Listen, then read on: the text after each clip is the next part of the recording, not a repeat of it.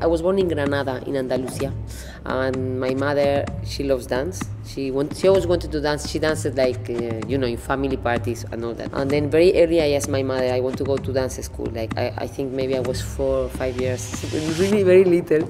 I started to say, I want to go to dance school, And then I did an audition for the Spanish national team of gymnastics.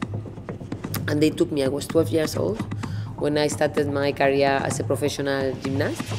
And I was in international competitions in the national team until I was 15. And then at 15, I realized that gymnastics was nice, but it was not as artistic as I wanted it to be.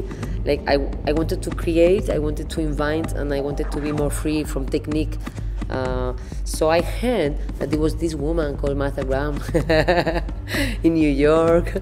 So for between 15 and 17, I started to take dance lessons after I left the national team. And at 17, I told my mother I really wanted to go to study dance in New York. So my mother went to but you are so young. But she helped me, and I went to New York with 17. And of course, in New York, I discovered many other things: the jazz, the African, the samba, all the contemporary, like Limon, Cunningham. All of a sudden, I found myself in this city full of dance, and I was going like taking classes all day long, everywhere.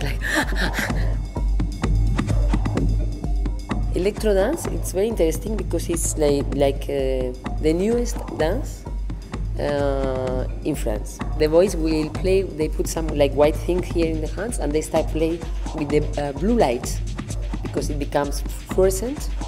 So they were going playing, and then they started this dance going with, playing with hands, and little by little this dance developed. It's already very interesting the way the fast way they move the arms affects the whole body, and the way the body reacts to this kind of movement.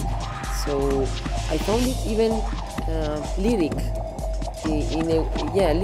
in a way. It's something poetic about this dance, and I was very surprised for this because most of the street dance is kind of tough. It's very much in the strength. And this dance had something that it's poetic. It's almost like could be contemporary dance.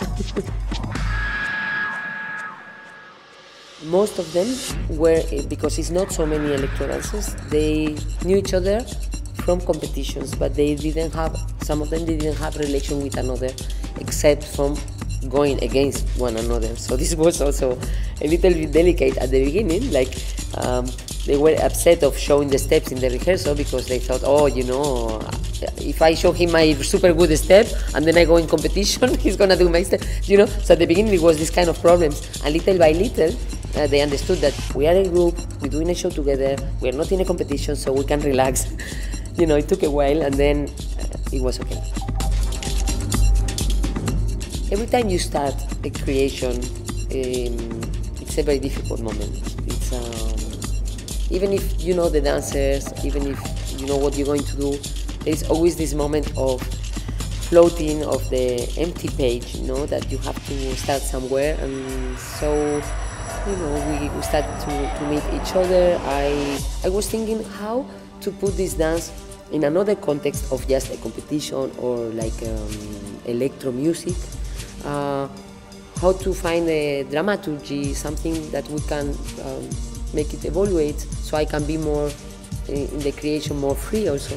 So I talked to the boys and I told them I was thinking it could be like a school day. So of course immediately it was like, yes, the ideas came we could be in the class, we could be in the eating, we could be and then at the end what we see in the show is we see them arrive in the morning and we see them at the end of the day. So it's in a way, yes, there is a narrative line, but then it's very abstract inside. This dance started in Paris, then it became more important in France because they communicate especially through videos online. So you have it in Italy, in Russia, in Mexico, in Colombia, in Canada, in Spain a little bit, starting, and soon we'll be here, and it will be in UK also.